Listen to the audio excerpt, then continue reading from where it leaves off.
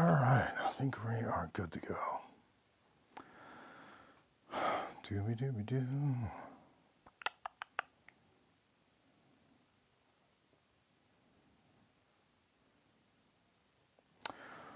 All right, we are live. Let me see if I can put up a sticker here.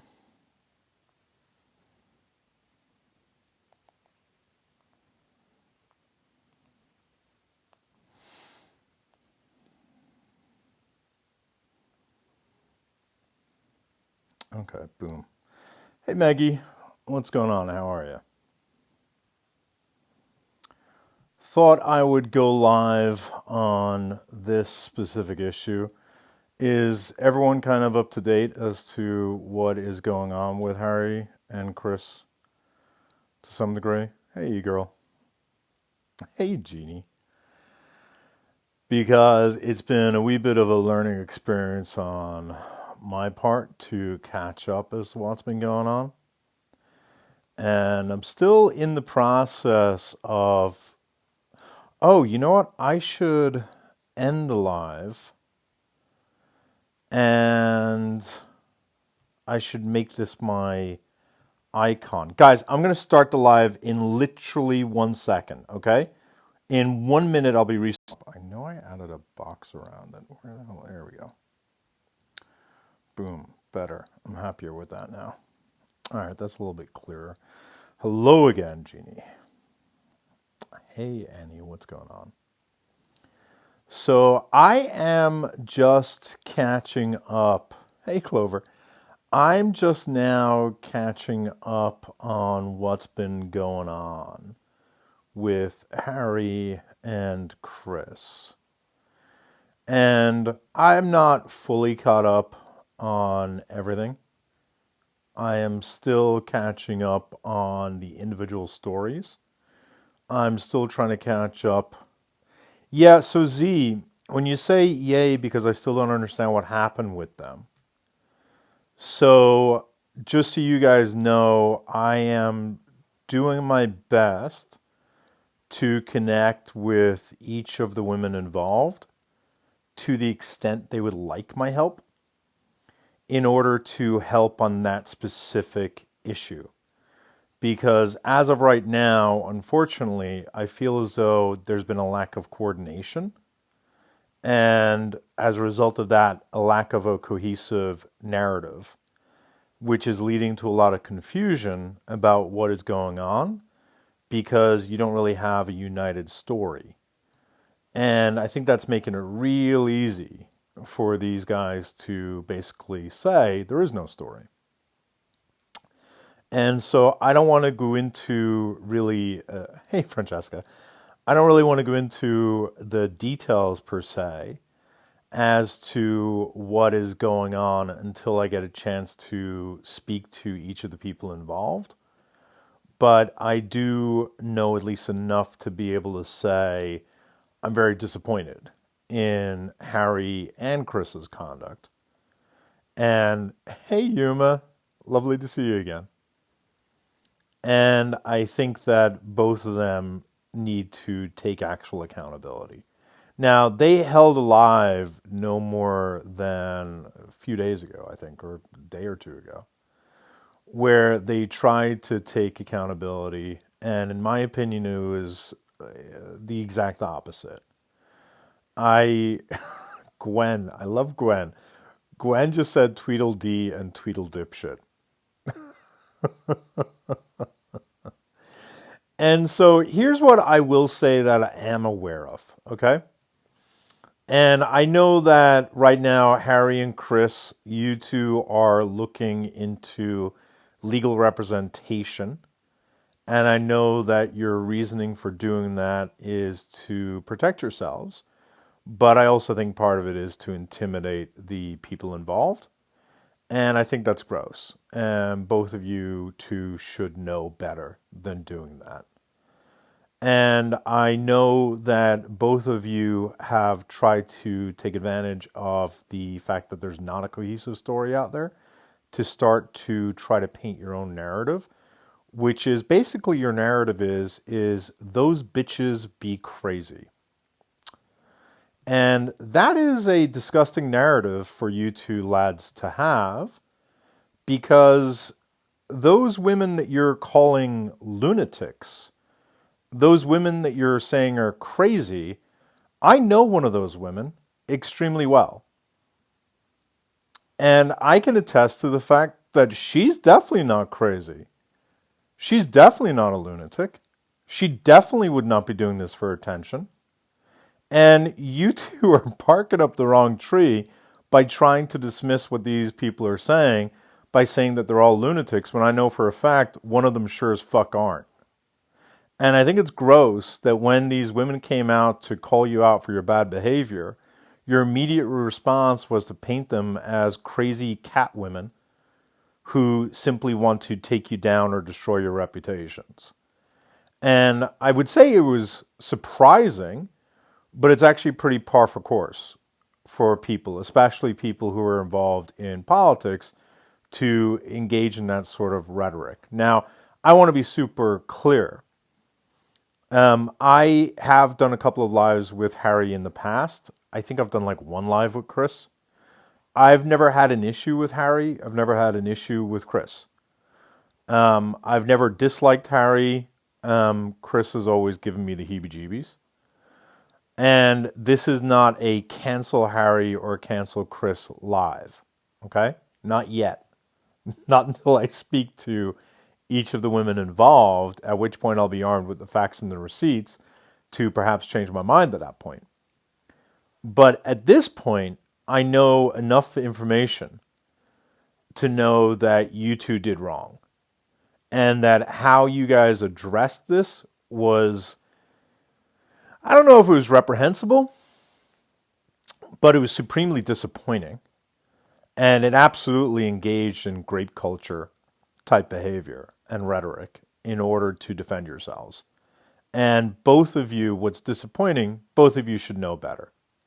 So to catch everyone up, generally speaking, on what has been going on, and just so you know, Chris, if this gets back to you, Chris, I know more than has been publicly disclosed as of yet about you, Chris.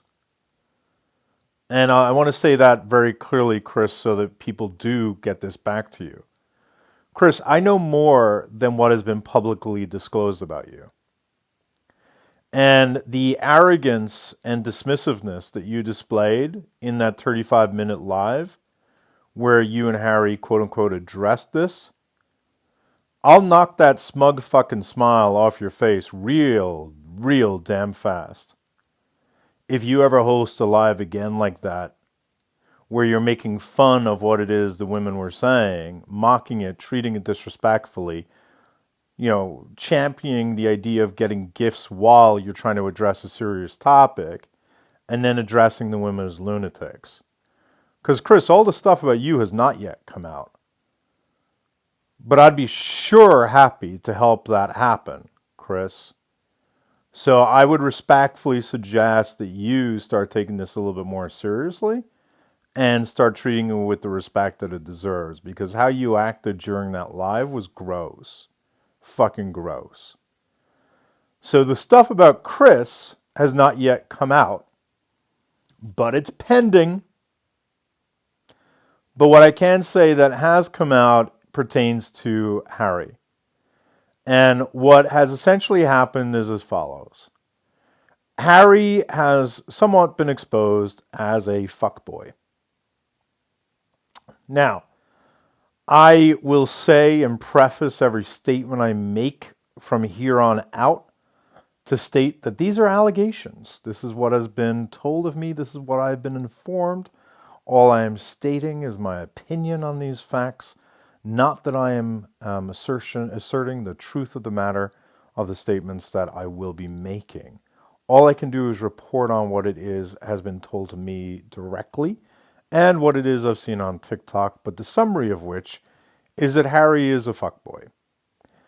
Now, personally, I would not call out a fuckboy, right? I would say that it's not unfair to characterize me in my 20s as a fuckboy. I think the problem is that as a fuckboy, he has engaged in a couple of rules, broken a couple of rules that are cardinal rules not to break. So the first rule as a fuckboy that he broke is that he pretends not to be a fuckboy. That's a that's a that's a novice fuck up. If you're going to be engaged with multiple women at any one point, you need to learn that women are grown-ups and they're able to appreciate that and respect that. They just want you to be honest about it. And Harry, the problem with Harry is that the persona that he, let me go back a step. Problem number one is that Harry's persona on TikTok is that he's not a fuckboy, right? Harry's persona is that he's above that. He doesn't believe in that. Quote unquote, he's afraid to have sex. I believe is something I've heard him say or heard that he had said on lives before. That he is very conservative, that he doesn't engage in this fuckboy behavior, right?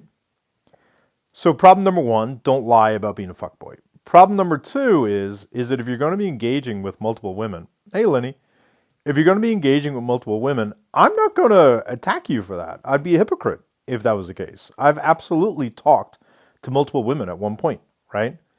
The difference is either you let the person know that it's not serious, which you did do. That's fine. You did say that, you're not planning to be exclusive, right? The problem is you were asked very specific questions. And you were asked, are you engaging in this type of activity with other people? Now, that's an awkward question to be asked. I give you that, Harry. When someone says to you, are you having phone schmecks? Or are you exchanging schmoods with other women? I very much understand why that would cause you pause, right?